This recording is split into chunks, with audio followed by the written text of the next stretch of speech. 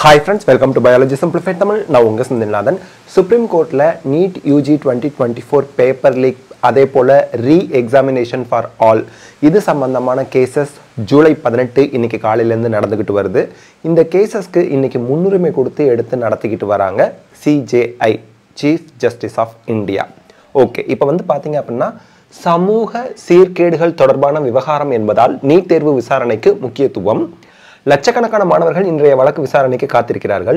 வினாத்தாள் கசிவு ஒட்டுமொத்த தேர்வையும் எந்த வகையில் பாதித்தது என்ற காரணங்களை கூற வேண்டும் அப்படின்னு உச்சநீதிமன்ற தலைமை நீதிபதி அமர்வு கேட்டிருக்காங்க. நீட் தேர்வு வினாத்தாள் கசிவு உள்ளிட்ட முறைகேடுகள் தொடர்பாக தொடரப்பட்ட வழக்கில் விசாரணை ஆரம்பிச்சு நடந்துச்சு. நீட் முறைகேடு வழக்கில் ஏற்கனவே மத்திய அரசு தேர்வு முகமை, அதாவது நேஷனல் டெஸ்டிங் ஏஜென்சி சொல்றோம் இல்லையா, இவங்கெல்லாம் பிரமாண பத்திரம் தாக்கல் செஞ்சு இருந்தாங்க. இப்போ நமக்கு இன்னைக்கு நடந்த அந்த கேசஸ் ஆஃப் பிஃபோர் லஞ்ச் வரைக்கும் என்ன முடிவு எடுத்திருக்கிறாங்க அப்படிங்கிறத நியூஸ் சேனல்ஸ்ல தமிழ்ல போட்டிருக்காங்க, அதை பார்த்துருவோம். நீட் மறுதேர்வு நடத்த உத்தரவிட முடியாது உச்சநீதிமன்றம் சொல்லியிருக்கிறாங்க. நீட் மறுதேர்வு நடத்த உத்தரவிட முடியாது என உச்சநீதிமன்ற தலைமை நீதிபதி அமர்வு திட்டவட்டம். ஒட்டுமொத்த தேர்வு முறையும் பாதிப்பு என உறுதியாக தெரிந்தால்தான் மறுதேர்வுக்கு உத்தரவு அப்படின்னு நீதிபதிகள் சொல்றாங்க. அது சம்பந்தமானதான் இப்ப வந்து விசாரணை நடந்துகிட்டு இருக்கு. ஒட்டுமொத்த நபர்களுக்கும் மறுதேர்வை நடத்த வேண்டும் என நாங்கள் கேட்கவில்லை. சுமார் 1,08,000 மாணவர்கள் நீட் தேர்வில் தேர்ச்சி பெற்றுள்ளனர். இந்த இடத்துல ஒரு இம்பார்ட்டன்டான ஒரு விஷயம் நான் உங்களுக்கு சொல்லிடுறேன். இங்க வந்து பாத்தீங்கன்னா 1,08,000 அப்படிங்கிற நம்பர் எப்படி வந்துச்சு அப்படின்னா, தமிழ்நாடு உட்பட இந்தியா முழுக்க கவர்மெண்ட் சீட்டு 56,000 MBBS சீட்ஸ் இருக்கு.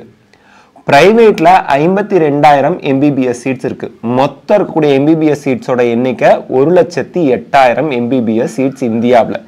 இந்த 1,08,000 சீட்டுக்கு நமக்கு வந்து டாப் 1,08,000 ரேங்க் ஹோல்டர்ஸை இவங்க கன்சிடர் பண்ணி அவங்களுக்கு ரீநீட் வைங்க அப்படிங்கிற மாதிரி சொல்லியிருப்பாங்க போல இருக்கு.